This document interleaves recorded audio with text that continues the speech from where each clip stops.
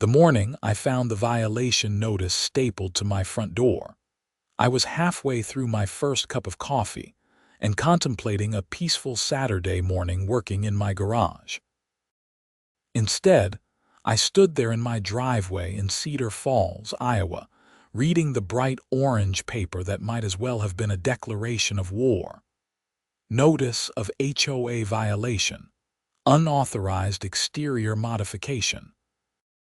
The exhaust fan installed on the north-facing wall of your garage must be removed within 14 days or face daily fines of $50. I stared at the words, feeling my blood pressure rising with each reread. The exhaust fan they were talking about was not some aesthetic nightmare I had bolted to my house on a whim. It was a critical safety feature for my backup generator system, professionally installed just 3 months ago when the power grid in our area had become increasingly unreliable. My name is Greg Sanders, and I had lived in the Meadowbrook Estates subdivision for 4 years. During that time, I had maintained a relatively peaceful coexistence with our homeowners association, mostly by keeping my head down and following their increasingly ridiculous rules. But this was different. This was not about the shade of beige on my shutters or whether my mailbox met their exacting standards. This was about safety. I pulled out my phone and called the number listed on the violation notice. A woman answered on the third ring, her voice clipped and professional. Meadowbrook Estates HOA office. This is Patricia speaking. Hi, Patricia. This is Greg Sanders from 4287 Brookside Drive. I just received a violation notice about my garage exhaust fan, and I need to explain why it cannot be removed. All exterior modifications require pre-approval from the Architectural Review Committee, Mr. Sanders. According to our records, you never submitted the proper paperwork. I understand that, but this is a safety issue. The fan is part of my backup generator system. Without proper ventilation, carbon monoxide could build up in my garage and potentially enter my home. This is literally a life or death situation. Patricia's tone did not change one bit. All modifications require approval, regardless of their purpose. You will need to appear before the board at the next meeting to request a variance. Until then, the violation stands. When is the next meeting? 3 weeks from Monday. And in the meantime, you want me to remove a critical safety feature. The violation notice gives you 14 days. If you have not resolved the issue by then, daily fines will begin accruing. You can choose to remove the fan temporarily and reinstall it after receiving approval, or you can keep it and pay the fines until the board makes a decision. I wanted to argue further, but I could tell from her tone that I was wasting my breath. Patricia was not the decision maker here. She was just the gatekeeper, and she was clearly well practiced at deflecting homeowner complaints. Fine. I will be at that meeting. Can you send me the details? They will be emailed to all residents 1 week prior. She hung up without saying goodbye. I stood in my driveway for another minute, trying to process what had just happened. The subdivision around me was quiet, as it usually was on Saturday mornings. Perfectly manicured lawns stretched in every direction. Each house a variation on the same 3 approved floor plans, each painted in one of the 5 approved color schemes. Everything about Meadowbrook Estates was designed to be uniform, controlled, and aesthetically pleasing. Individual needs, apparently, came second. I walked around to the north side of my house to look at the offending exhaust fan. It was a standard industrial model, about 18 inches in diameter, with a protective metal housing painted to match the trim on my house. My contractor, a guy named Tom who specialized in generator installations, had specifically recommended this model because of its efficiency and reliability. When the generator ran, it produced exhaust that needed to be vented outside. and the fan helped ensure that any residual fumes or carbon monoxide could not accumulate in the enclosed space. I had installed the whole system after a particularly bad ice storm last January had knocked out power to our neighborhood for nearly 5 days. My wife Sarah had been 7 months pregnant at the time, and the experience of huddling in a freezing house, worried about her health and the baby's development, had scared me enough to take action. The generator was not cheap, nearly $8,000 for the unit and installation, but it gave me peace of mind. The exhaust fan was an additional $300, a small price for safety. But apparently, safety was not as important as maintaining the HOA's vision of aesthetic perfection. I spent the rest of the weekend researching HOA laws in Iowa, reading through the thick binder of covenants, conditions, and restrictions that I had barely glanced at when we bought the house, and drafting a detailed explanation of why the exhaust fan was necessary.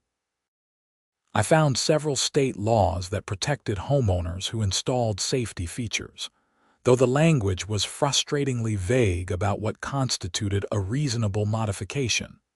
Monday morning, I called my insurance agent to ask about the situation.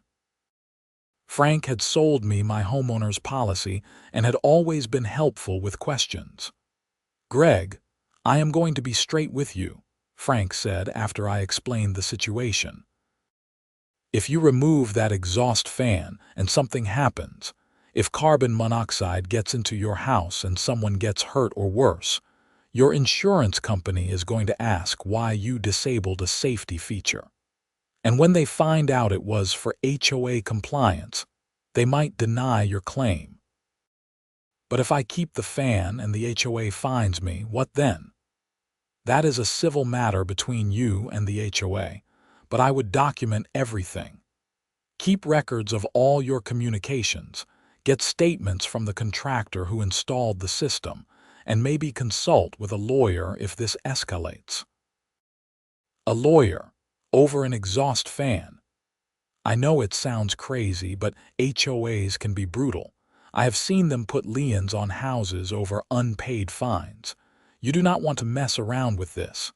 That conversation left me feeling even more frustrated. I was not a confrontational person by nature. I had bought a house in an HOA community because it seemed like a safe, stable place to raise a family. The rules had seemed reasonable at the time, more about preventing truly obnoxious behavior than micromanaging every detail of home ownership. But now, I was facing the prospect of either compromising my family's safety or entering into a prolonged legal battle with my neighbors. The 14-day deadline approached faster than I wanted. On day 12, I received another notice, this one hand-delivered by a woman I had never seen before. She knocked on my door around 6 in the evening, just as I was helping Sarah give our daughter Emma her bath. I answered the door in a damp t-shirt, and the woman standing on my porch looked at me with barely concealed disapproval. She was probably in her early 50s, with blonde highlights in her carefully styled hair and a pantsuit that looked too formal for a casual home visit. She held a clipboard like a shield. "Mr. Sanders, I am Brenda Vaughn, president of the Meadowbrook Estates HOA board. I wanted to personally follow up on the violation notice you received. Miss Vaughn, I am planning to attend the board meeting to request a variance. I have all the documentation ready to show why this exhaust fan is necessary." I appreciate that, but I wanted to make sure you understood the seriousness of the situation. We have very strict architectural guidelines in this community, and when residents make unauthorized modifications, it sets a bad precedent. If we let you keep your fan, what is to stop someone else from installing something even more visually intrusive? I took a deep breath, trying to keep my tone civil. This is not about aesthetics. This is about preventing carbon monoxide poisoning. The fan is part of a professionally installed safety system. I understand your concerns, but the rules exist for everyone's benefit. They protect our property values and maintain the character of the neighborhood. There are approved methods for generator ventilation that do not require external fans. My contractor specifically recommended this system. It is the safest option for my particular generator and garage configuration. Brenda's expression hardened. Then perhaps you should have consulted with the Architectural Review Committee before proceeding with the installation. The meeting is 3 weeks from today. I expect you will have the fan removed by then, or at the very least, you should be prepared to pay the daily fines. She turned and walked back to her car, a silver Lexus SUV parked at the curb. Without waiting for my response, Sarah appeared behind me, holding Emma on her hip. Our daughter was wrapped in a hooded towel, her dark hair still damp. What was that about? That was the HOA president. She wanted to make sure I know they are serious about the fines. Over the exhaust fan. Greg, that is insane. I know. But we have to play by their rules at least until the board meeting. If they deny the variance, then we will figure out our next move. The 3 weeks before the board meeting crawled by. I gathered documentation from Tom, my contractor, including technical specifications for the generator, safety guidelines from the manufacturer, and a detailed letter explaining why the exhaust fan was necessary. I also found several articles about carbon monoxide dangers and printed out relevant sections of Iowa building codes. 2 days before the meeting, I received an email from Patricia at the HOA office with the meeting agenda. My variance request was listed as item 7 out of 9, scheduled for 8:30 in the evening. The meeting started at 7. The gathering was held in the community center, a bland building at the front of the subdivision that hosted everything from yoga classes to birthday parties. When I arrived at 6:55, carrying a folder stuffed with my documentation, the parking lot was already half full. Apparently, HOA meetings drew a crowd. Inside, rows of folding chairs faced a long table where 5 board members sat. I recognized Brenda Vaughn in the center seat. The others were strangers to me, 2 men and 2 women, all appearing to be in their 40s or 50s. They had neat stacks of papers in front of them and the kind of serious expressions people wear when they take their volunteer positions very seriously. I found a seat in the 3rd row and waited. The meeting started exactly at 7, and for the next hour and a half, I listened to discussions about playground equipment maintenance, proposed changes to the pet policy, complaints about someone's holiday decorations still being up in March, and a heated debate about whether basketball hoops should be allowed in driveways. By the time they called my name, my frustration had reached a boiling point. I walked to the front of the room, very aware of the dozens of eyes on me. "Mr. Sanders," Brenda began, "you are here to request a variance for the unauthorized exhaust fan installed on your property. The board has reviewed photographs of the modification, and we have some concerns. Would you like to present your case?"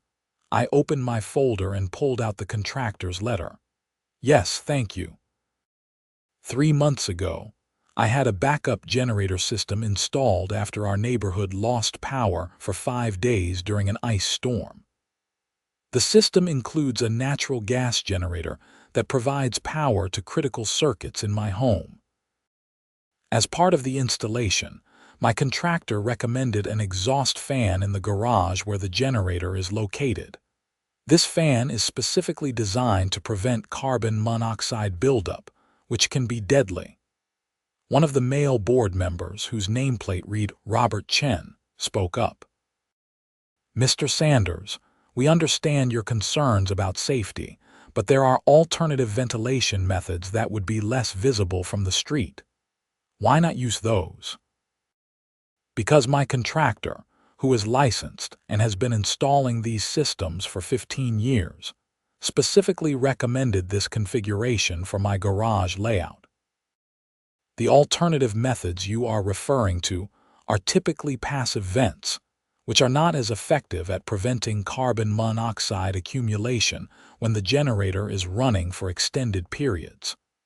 Brenda leafed through some papers in front of her. According to our architectural guidelines, all exterior modifications must maintain visual harmony with the neighborhood. Your exhaust fan is clearly visible from the street and does not match any approved design elements. I painted it to match my trim exactly. And it is on the north side of my house, barely visible unless you are standing in my driveway. But it is visible, she insisted. And that creates a precedent. What happens when other homeowners decide they need similar modifications? Before long, our entire neighborhood could be covered in industrial-looking equipment. I felt my temper rising but forced myself to stay calm. This is not about industrial aesthetics. This is about protecting my family from a very real danger. Carbon monoxide is odorless and colorless. If it builds up in my garage, it can seep into my home and kill us in our sleep. I have a 3-year-old daughter. The woman sitting next to Brenda, whose nameplate identified her as Susan Park, leaned forward. Mr. Sanders, we are not unsympathetic to your concerns. But you must understand that we have rules for a reason. When you purchased your home, you agreed to abide by our covenants. Those rules apply to everyone equally, even when following those rules could endanger lives. That is a bit dramatic, do not you think? Brenda said. Plenty of people have generators without external exhaust fans. I pulled out another document from my folder. Actually, according to the generator manufacturer's safety guidelines, which I have right here, adequate ventilation is required for safe operation. The manual specifically warns against running the generator in enclosed spaces without proper exhaust systems. Robert Chen took the document and scanned it briefly. This says adequate ventilation, not specifically an external exhaust fan. My contractor determined that an exhaust fan was the most effective way to ensure adequate ventilation in my particular situation. Are any of you qualified to second-guess that assessment? The room went quiet for a moment. I could feel the tension building. Finally, Brenda spoke. Mr. Sanders, the board will take your request under consideration. We will discuss this matter and notify you of our decision within 10 business days.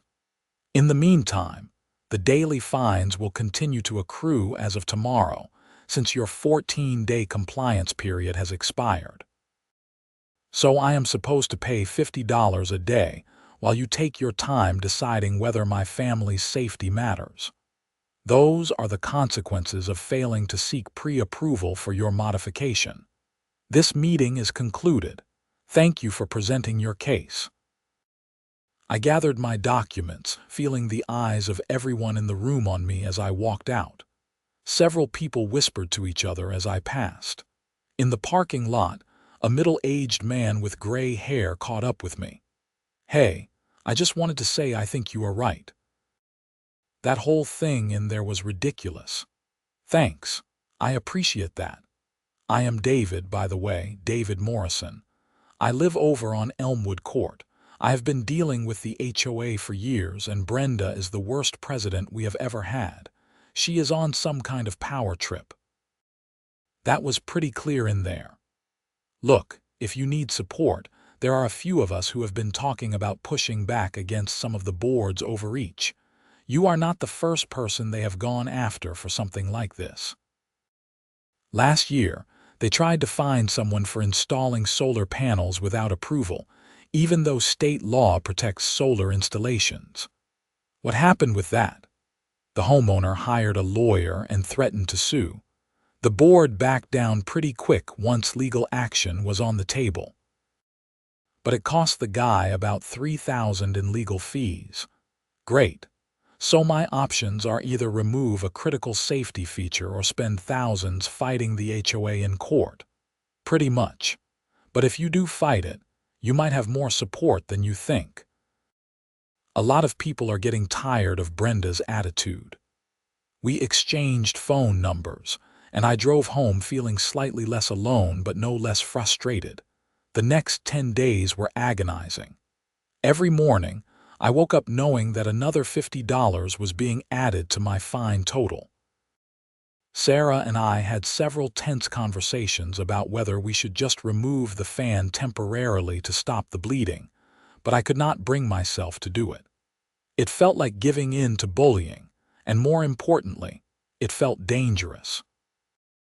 On the 11th day, I received a certified letter from the HOA.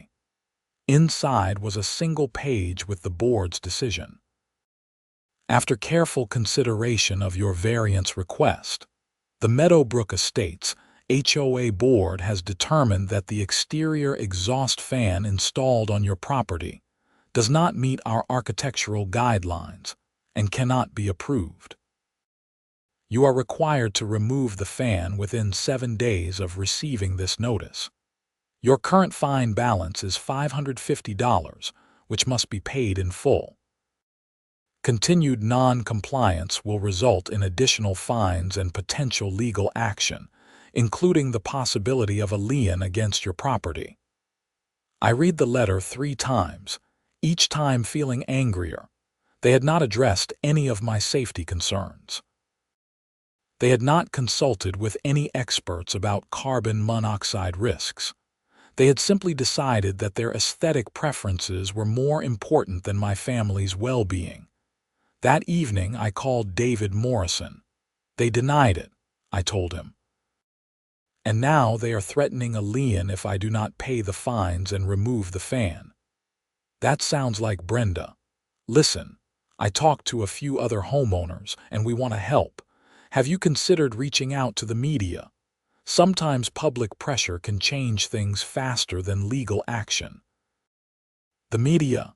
Really? I am serious.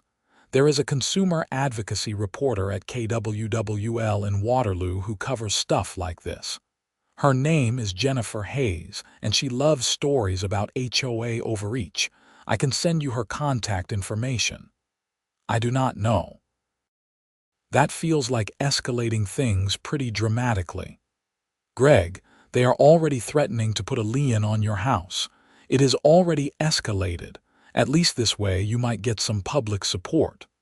I thought about it overnight, discussing it with Sarah. She was hesitant about going public but agreed that we were running out of options. The next morning, I sent an email to Jennifer Hayes, briefly explaining the situation.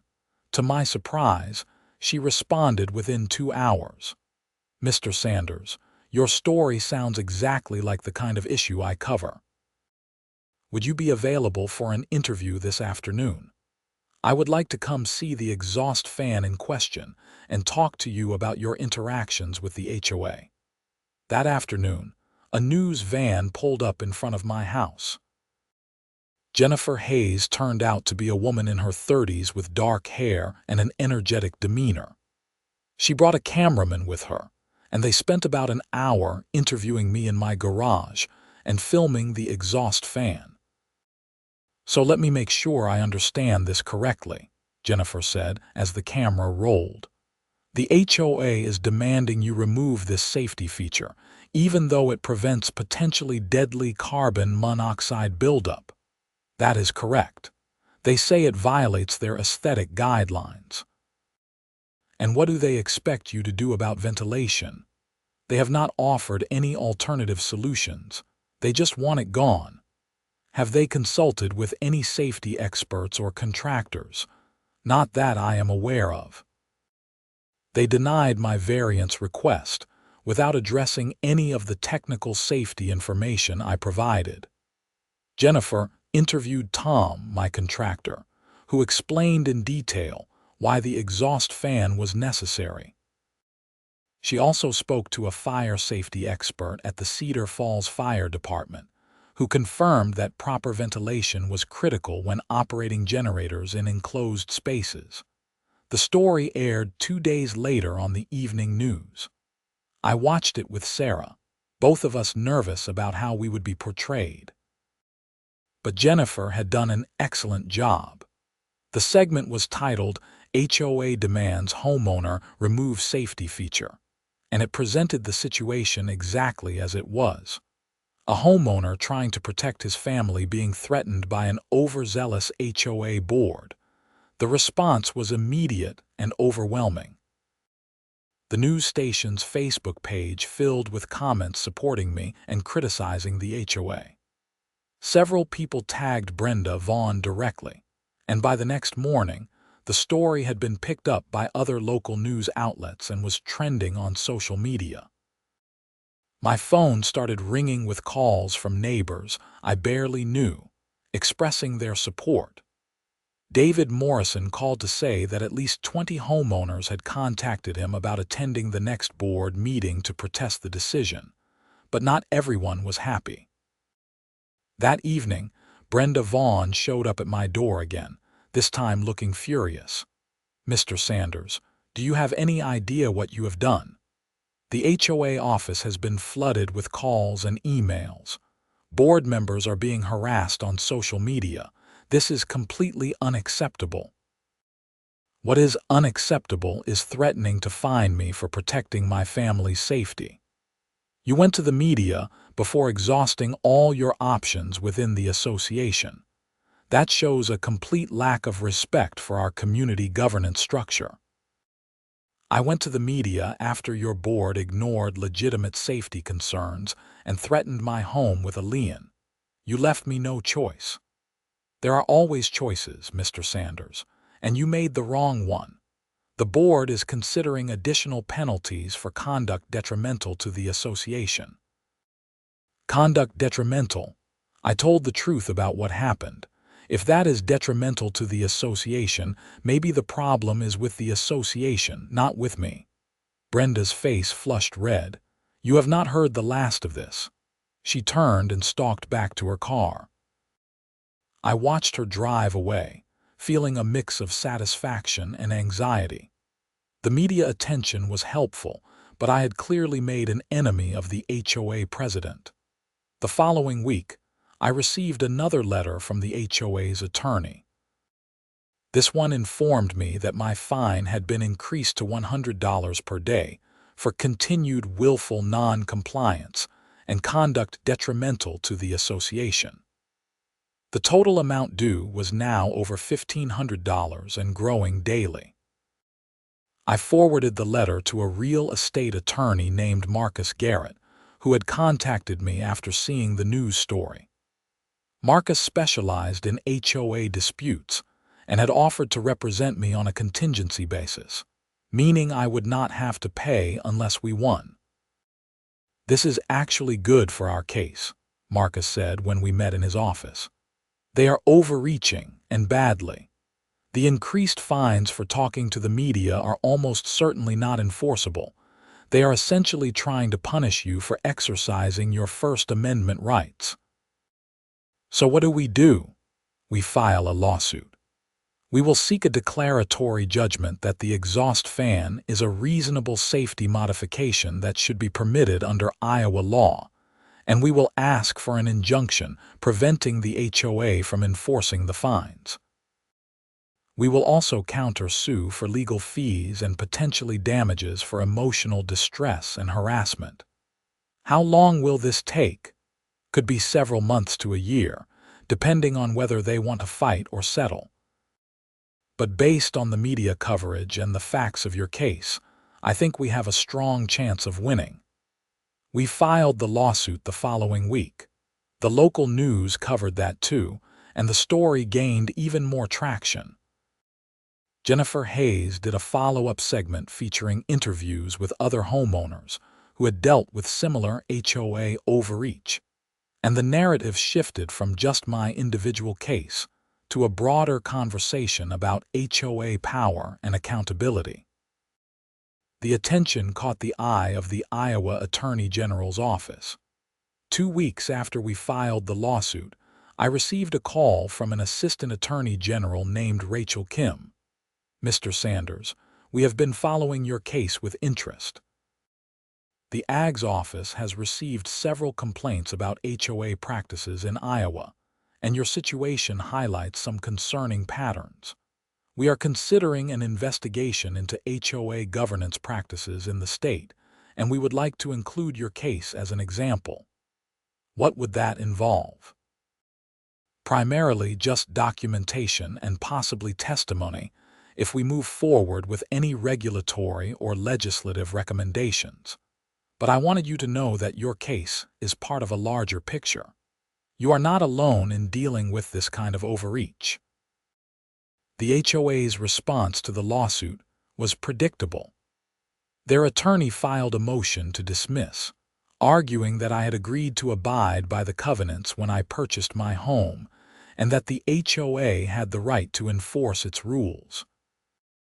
But Marcus had anticipated this and filed a comprehensive response citing Iowa laws that protected safety modifications and arguing that the HOA's rules, as applied in this case, were unreasonable and contrary to public policy. Meanwhile, the daily fines continued to accumulate. By the time we had our first court hearing, the total was over $4,000. The hearing was held in the Black Hawk County Courthouse in Waterloo. Judge Mitchell Templeton, a stern-looking man in his 60s, presided. He listened patiently as both sides presented their arguments, occasionally asking pointed questions. When it was my turn to testify, I explained the entire situation from start to finish. The generator installation, the contractor's recommendations, the violation notice, the board meeting, the denial of my variance request, and the escalating fines. "Mr. Sanders," Judge Templeton asked, "did you make any attempt to seek HOA approval before installing the generator and exhaust fan?" "No, Your Honor, I did not. But in my defense, I did not realize the exhaust fan would be considered a modification requiring approval. It is a safety feature recommended by a licensed contractor, not a decorative element. But you were aware of the HOA's architectural guidelines." "Generally, yes, but I believe those guidelines applied to cosmetic changes, not safety equipment. I did not think I needed permission to install a smoke detector or a carbon monoxide alarm, and I viewed the exhaust fan in the same category."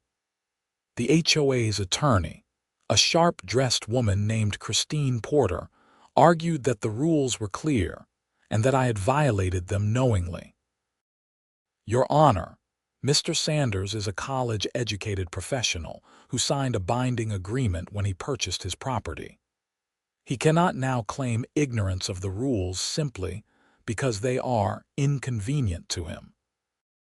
If we allow homeowners to make modifications without approval simply by claiming they are safety-related, it opens the door to all kinds of abuse." "Miss Porter," the judge interrupted, "is your client seriously arguing that aesthetic concerns outweigh legitimate safety issues?" "We are arguing that Mr. Sanders had options. He could have sought approval before installation. He could have worked with the board to find an alternative solution. Instead, he proceeded unilaterally and then went to the media when he faced consequences." Judge Templeton leaned back in his chair, looking thoughtful. "I am going to take this matter under advisement, but I will say this. HOA covenants are binding contracts, but they are not absolute. Courts have consistently held that covenants cannot be enforced in ways that violate public policy or endanger health and safety. I will issue a written ruling within 30 days. We left the courthouse cautiously optimistic. Marcus seemed pleased with how the hearing had gone, but he warned me not to get my hopes up too high. Judges do not like to second-guess HOAs because it opens up a can of worms, but Templeton seemed genuinely concerned about the safety issues, so that is a good sign. 3 weeks later, the ruling came. Judge Templeton issued a 12-page decision that was even better than we had hoped. In essence, he found that while I had violated the HOA's procedural requirements by not seeking pre-approval, the HOA had acted unreasonably in denying the variance and imposing excessive fines. He ordered the HOA to permit the exhaust fan to remain in place, invalidated all the fines, and required the HOA to pay my attorney's fees. Most significantly, he included language in his ruling that established a precedent for other homeowners. HOA covenants, while generally enforceable, cannot be used to prohibit reasonable safety modifications that are necessary to protect life and health. When an HOA's aesthetic preferences conflict with a homeowner's legitimate safety needs, the law must favor safety. The ruling was covered extensively by local media, and Jennifer Hayes did another segment featuring an interview with Marcus discussing the broader implications for HOA governance in Iowa. I expected that to be the end of it. I was wrong. 2 days after the ruling, I came home from work to find my garage broken into. Not just broken into, but vandalized. Someone had spray-painted obscenities on the walls, slashed my lawn mower's tires, and most disturbingly, had damaged the exhaust fan. The housing was dented, and the motor had been smashed with what looked like a hammer. I called the police immediately. 2 officers from the Cedar Falls Police Department arrived within 20 minutes and took a report. They photographed the damage and dusted for fingerprints, though they warned me that most vandalism cases were difficult to solve without witnesses or clear evidence. "You have any idea who might have done this?" one officer asked. "I have been in a dispute with my HOA. It got pretty heated and there was a lot of media coverage. I do not want to accuse anyone without proof, but the timing is suspicious.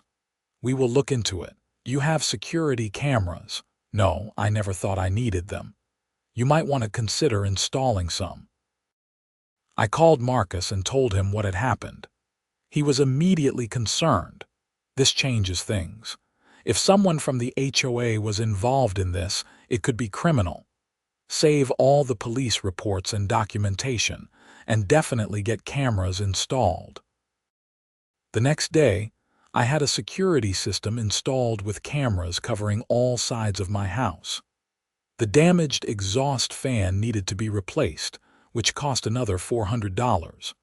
Tom, my contractor, came out to do the work and was appalled by the damage. "This was deliberate," he said, examining the smashed motor. "Someone really went at this with a heavy tool. They knew exactly what they were doing." I posted about the vandalism on the neighborhood Facebook group, not accusing anyone directly but making it clear that the timing was suspicious. The responses were mixed. Many neighbors expressed sympathy and outrage, but a few made comments suggesting I had brought this on myself by causing trouble with the HOA. One comment in particular caught my attention. It was from a woman named Karen Mitchell who lived a few streets over. "Maybe if you had just followed the rules like everyone else instead of running to the media, none of this would have happened.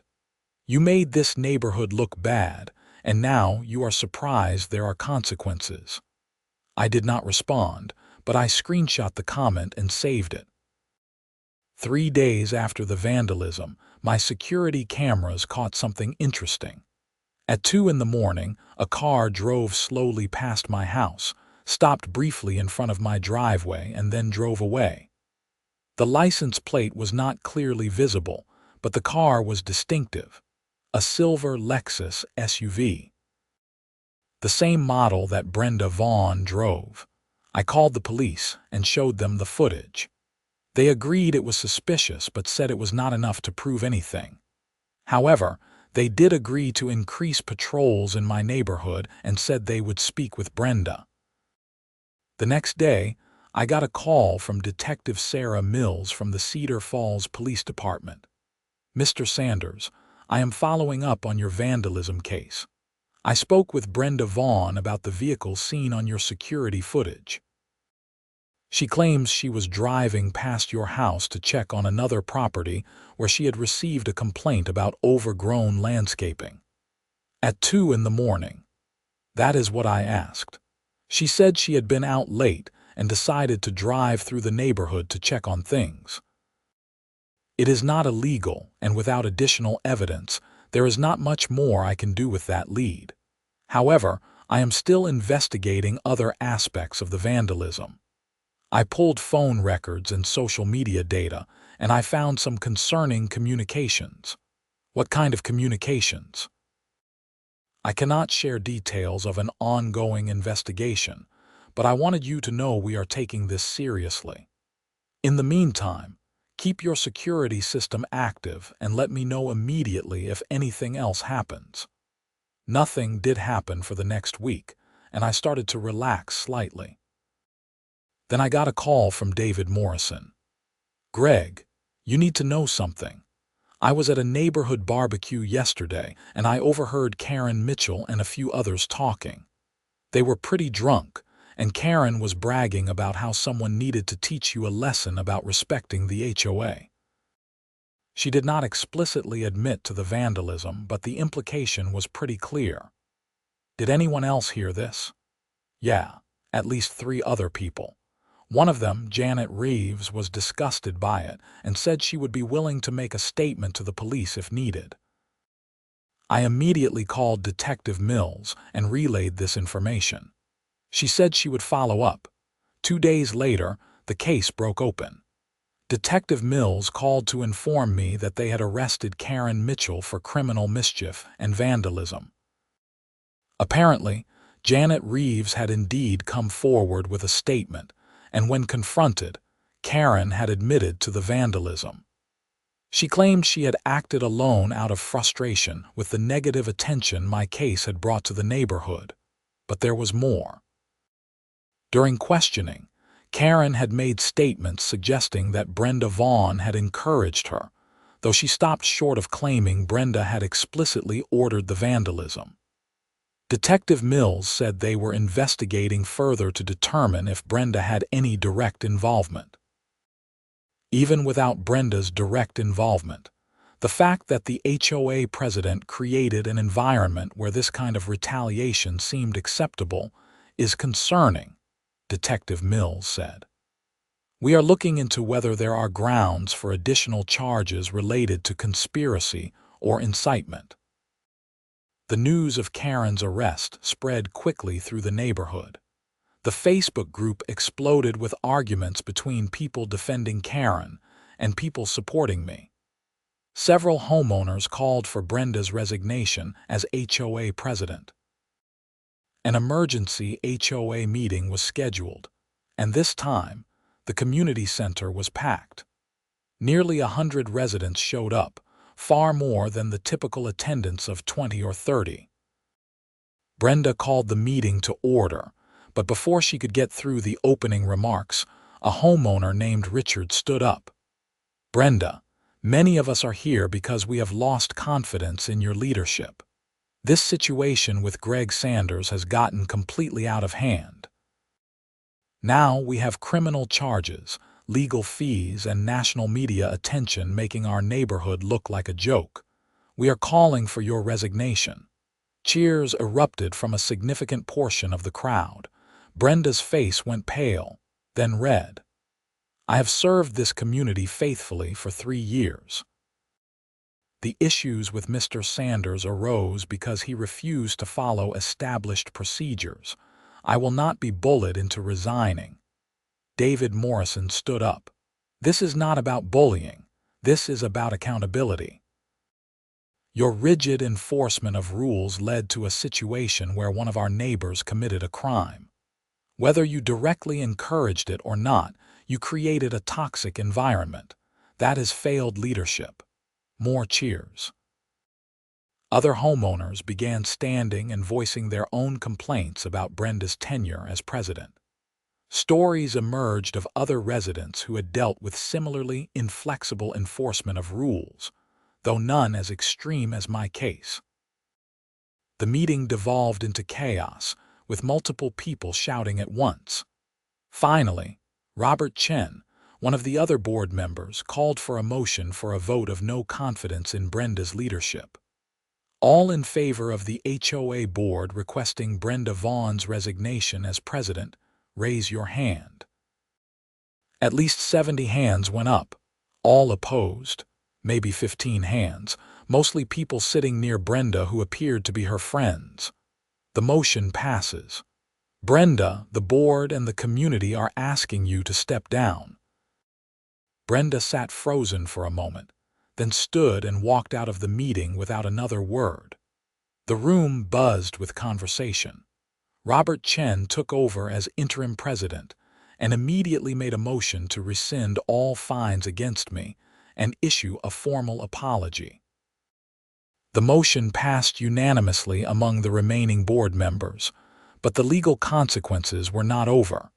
A week later, Detective Mills called with an update. "Mr. Sanders, we have completed our investigation. Based on text messages between Brenda Vaughn and Karen Mitchell, we have evidence that Brenda encouraged Karen to do something about your exhaust fan. While Brenda did not explicitly order the vandalism, her messages created a clear expectation that some form of retaliation was warranted. We are charging her with conspiracy to commit criminal mischief." Wow, I never thought it would go that far. Encouraging criminal activity has consequences. Even if she claims she did not mean for it to get violent, her position of authority in the HOA and her pattern of aggressive enforcement created the conditions for this to happen. Brenda was arrested the following day. The local news covered it extensively, with Jennifer Hayes doing yet another segment, this time focusing on the criminal charges and what they meant for HOA governance and accountability. The story went regional, then national. Cable news shows picked it up as an example of HOA overreach gone wrong. I did several interviews, always emphasizing that my goal had never been to destroy the HOA or hurt anyone, but simply to protect my family's safety. The legal proceedings took several months. Karen Mitchell pled guilty to vandalism and was sentenced to probation, community service, and restitution for the damage to my property. Brenda Vaughn fought the conspiracy charges, but eventually accepted a plea deal that included probation and a requirement to attend anger management classes. She was also required to resign from all HOA positions in the state of Iowa. The Meadowbrook Estates, HOA, underwent significant changes in the aftermath. The board revised the architectural guidelines to include explicit protections for safety modifications. They established a new appeals process that required consultation with relevant experts before denying variance requests. And they elected a new president, David Morrison, who ran on a platform of reasonable enforcement and community cooperation. The Iowa Attorney General's office used my case as a catalyst for broader reforms. They issued new guidance on HOA governance, emphasizing that covenants must be enforced reasonably and cannot override legitimate safety concerns. Several state legislators introduced bills to provide additional protections for homeowners dealing with HOA disputes, though those bills were still working their way through the legislative process. As for me, life gradually returned to normal. The exhaust fan remained in place, functioning exactly as intended. We had a few power outages over the following year, and each time the generator kicked on automatically, keeping my family safe and comfortable. The exhaust fan did its job, ventilating the garage and preventing any carbon monoxide buildup. I reconnected with several neighbors who had supported me throughout the ordeal, and we formed a kind of informal coalition focused on keeping the HOA accountable and reasonable. We attended board meetings regularly, not to cause trouble, but to ensure that the mistakes of the Brenda Vaughn era would not be repeated. Sarah and I talked often about whether we wanted to stay in an HOA community after everything that had happened. It would be easy to sell and move somewhere with fewer rules and restrictions, but ultimately we decided to stay. This was our home. We had friends here. Emma was happy in her preschool nearby, and we had fought too hard to just walk away. More importantly, the experience had taught me something valuable. Systems of governance, even small ones like homeowner associations, only work when people are willing to stand up against unreasonable authority. If I had backed down, if I had removed the exhaust fan to avoid conflict, Brenda would still be in charge, and the next homeowner with a legitimate need would face the same battle. Change is hard and often uncomfortable, but sometimes it is necessary. One afternoon about a year after everything had settled, I was in my garage working on a woodworking project when David Morrison stopped by. "Hey, Greg, got a minute?" "Sure, what's up?" "I wanted to let you know that the board just approved a new policy. From now on, any homeowner who wants to install safety equipment like generators, carbon monoxide detectors, security systems, anything related to protecting life and property, can get expedited approval. As long as they provide documentation from a licensed contractor or relevant expert, it is automatically approved within 5 business days. That is great. I wish that policy had been in place when I started this whole mess. Well, it is in place now because you fought for it. A lot of people in this neighborhood owe you a debt of gratitude, even if they do not all realize it yet. I just wanted to protect my family. I never intended to become some kind of HOA reform activist." David laughed. "Sometimes life has other plans, but seriously, thank you. You made this community better." After he left, I stood in my garage looking at the exhaust fan mounted on the wall. Such a small thing, really, just a piece of metal and a motor. But it represented something much larger. The principle that safety and common sense should prevail over rigid adherence to rules that serve no meaningful purpose. I thought about all the stress, the legal fees, the media attention, the vandalism, and the countless hours spent fighting this battle. Was it worth it? For my family's safety, absolutely.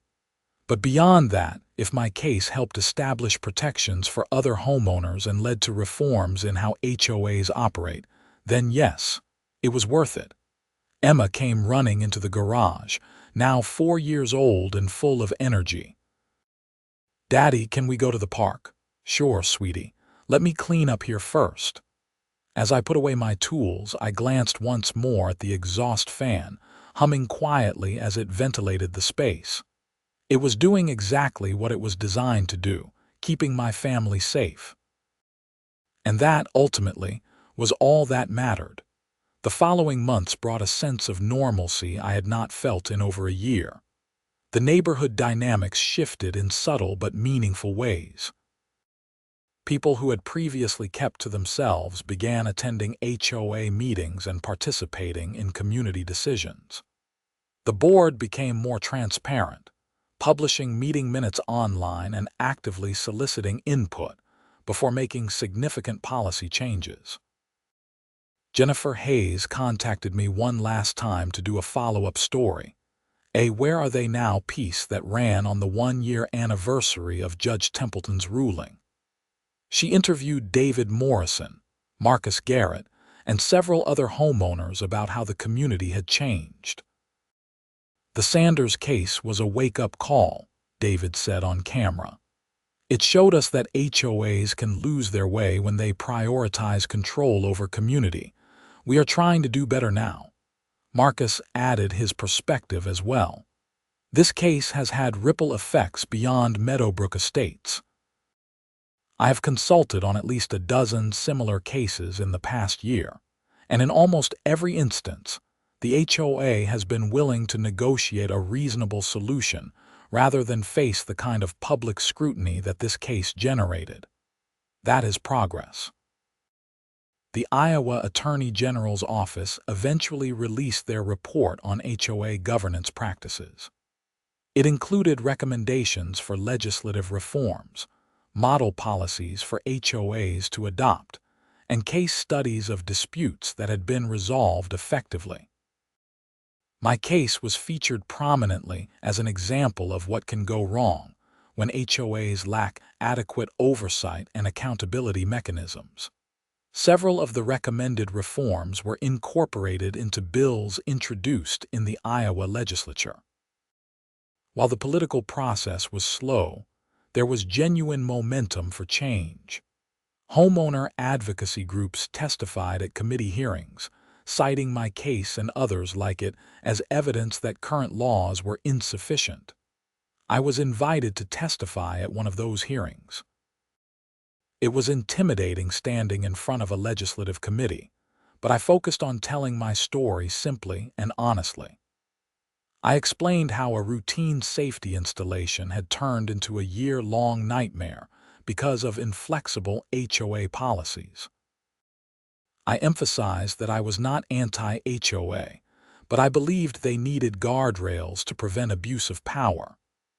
Homeowners should not have to choose between following their HOA's rules and protecting their families, I told the committee. Reasonable people can disagree about aesthetics, but there should be no debate when it comes to safety. The committee members asked thoughtful questions, and several expressed support for the proposed reforms. While I did not know if the bill would ultimately pass, I felt I had done my part to contribute to the conversation. Back in Meadowbrook Estates, life continued to improve. The new HOA board implemented regular community events designed to foster connection rather than enforce compliance. We had neighborhood barbecues, a community garage sale, and even a Halloween parade for the kids. These events helped rebuild trust and reminded everyone why we had chosen to live in this community in the first place. Emma made friends with other children in the neighborhood, and Sarah became involved in organizing some of the community events. She had been supportive throughout the entire ordeal with the HOA, but I knew it had taken a toll on her as well. Seeing her laugh and relax at a neighborhood gathering, watching Emma play with her friends, reminded me why all the stress and conflict had been worth it. One evening in late fall, as the weather turned cold and the first frost of the season coated the grass, the power went out. It was a relatively minor outage caused by a car hitting a utility pole a few miles away, but it was the first real test of my generator system since all the drama had ended. The generator kicked on automatically within seconds, just as it was designed to do. Lights came back on in our house while the rest of the street sat in darkness. I went into the garage to check on things, and the exhaust fan was running smoothly, venting the generator's exhaust safely outside. Sarah joined me in the garage. Everything working okay, perfectly. This is exactly why we installed this system. It is strange to think how much trouble this caused, all for something that is just doing its job quietly in the background. That is the thing about safety equipment. When it works properly, you barely notice it. But when you need it, it is everything. We stood there for a moment, listening to the steady hum of the generator and the whoosh of the exhaust fan. Then the power came back on, the generator shut down automatically, and the fan slowed to a stop. The whole system had worked exactly as intended, without any drama or crisis. That, I realized, was how it should have been from the beginning. In the months that followed, I heard from several other homeowners around Iowa and even from other states who were dealing with their own HOA disputes. Some reached out for advice, others just wanted to share their stories. It was sobering to realize how common these conflicts were, and how many people felt trapped by the rules governing their own homes. I tried to help when I could, sharing what I had learned and connecting people with resources like Marcus Garrett's law firm. But mostly, I just listened. Sometimes people needed to vent to someone who understood what they were going through, someone who had been there and come out the other side. Marcus told me he was considering writing a book about HOA disputes and asked if he could use my case as a central example. I agreed, hoping that it might help educate both homeowners and HOA boards about how to handle conflicts more constructively. "The thing people do not realize," Marcus said over coffee one afternoon, "is that most of these disputes are avoidable. If HOAs would just listen to homeowners' concerns and try to find reasonable solutions, 90% of these cases would never end up in court." But what makes them so inflexible? Is it just power tripping, or is there something else going on? It is complicated. Sometimes it is ego, like with Brenda, but often it is fear. Board members are afraid that if they make an exception for one person, they will lose control and the neighborhood will descend into chaos. They do not understand that flexibility and reasonableness are not the same as chaos. So how do you change that mindset? Education, transparency, and accountability, which is exactly what you helped create in your community. Meadowbrook Estates is actually a model now for how HOAs can reform themselves. That was a strange thing to hear. I had never set out to be a reformer or an activist. I had just wanted to keep my family safe. But in fighting for that basic right, I had inadvertently become part of something larger. 2 years after the initial violation notice appeared on my door, the Iowa legislature passed the Homeowner Protection Act. It included many of the reforms recommended by the Attorney General's office, including explicit protections for safety modifications, requirements for HOAs to consult with experts before denying variance requests, limits on fines and enforcement actions, and an expedited dispute resolution process. The bill's sponsors invited me to the signing ceremony at the state capitol. I stood in the back of the room with Sarah and Emma, watching the governor sign the bill into law. Several legislators mentioned my case in their remarks, crediting it with highlighting the need for reform. "This is not about attacking HOAs," one senator said. "It is about ensuring that they operate fairly and reasonably. No homeowner should have to face what Greg Sanders faced just to protect his family." After the ceremony, the bill's primary sponsor, Senator Maria Gonzalez, came over to thank me personally. "Your willingness to stand up and fight made this possible," she said. "A lot of people talk about problems, but you actually did something about it. Thank you." Driving home that day, I felt a sense of closure I had not experienced before. The fight was truly over, not just my individual case, but the broader battle for reasonable HOA governance. There would still be disputes, still be difficult situations, but now there was a framework in place to handle them more fairly. "How does it feel?" Sarah asked from the passenger seat. "Like I can finally move on. This has taken up so much mental space for so long. It will be nice to just live our lives without constantly thinking about the HOA." What would you do differently if you could go back to the beginning? I thought about that for a long time. Honestly, I do not know. Maybe I should have sought pre-approval for the exhaust fan just to be safe. But I genuinely did not think it was necessary for a safety feature. And if I had given in when they first demanded I remove it, we would not have gotten all the reforms that came afterward. So maybe everything happened the way it needed to. That night, after putting Emma to bed, I sat in my living room and reflected on the entire journey. From that first violation notice to the signing of the Homeowner Protection Act, it had been 2 years of stress, conflict, legal battles, and media attention. but it had also been 2 years of standing up for what was right, of refusing to back down in the face of unreasonable authority.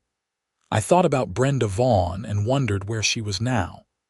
I did not hate her, despite everything that had happened.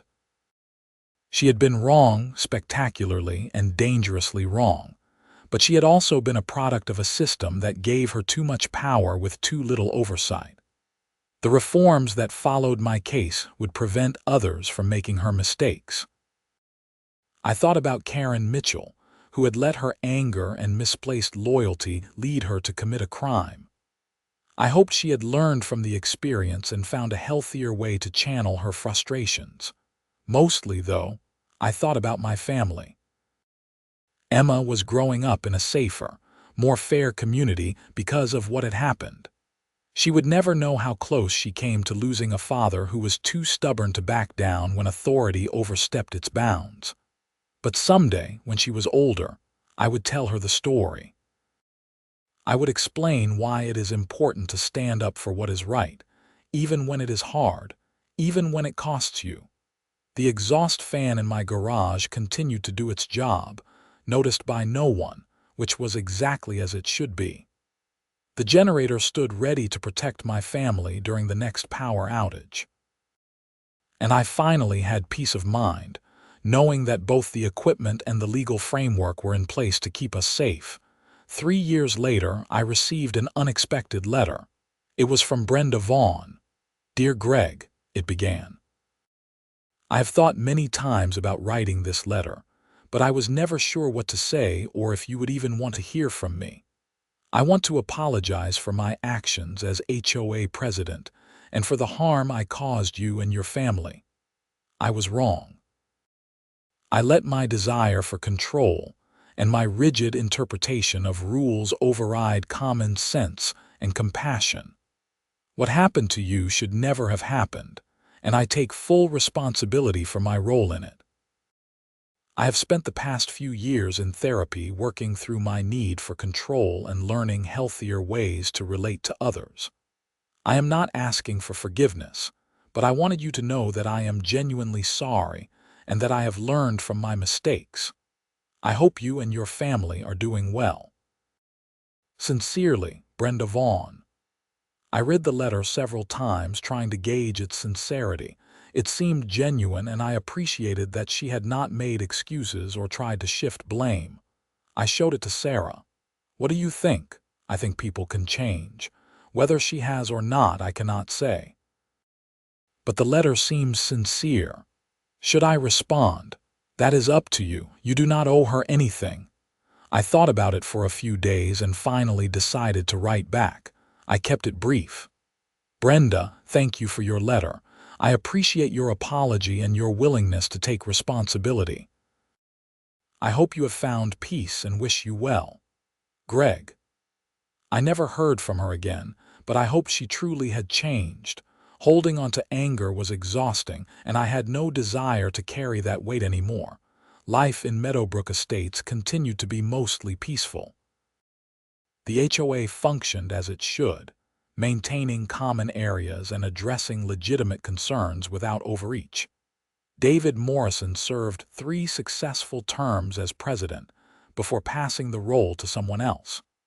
I occasionally attended meetings but mostly stayed focused on my family and my work.